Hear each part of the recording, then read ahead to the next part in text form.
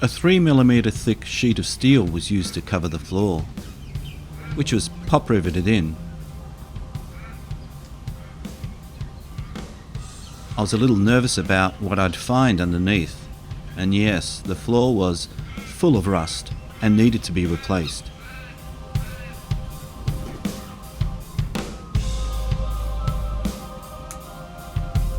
This homemade frame also needed to come out, but thankfully it wasn't too hard.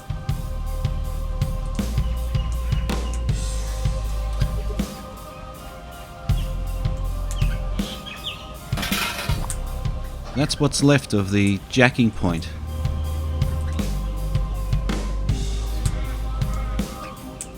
Oh dear. I'll cut through the floor section by section. Marking out the spot welds will help me drill them out. There's hundreds of these.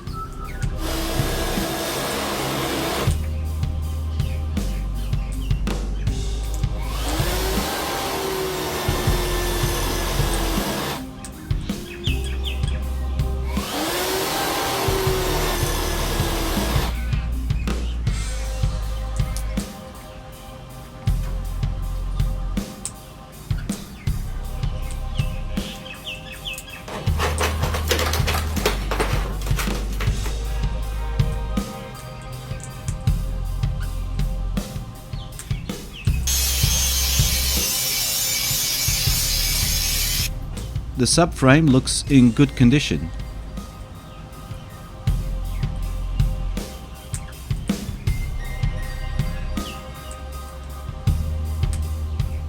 A few hours of sandblasting makes it look really good.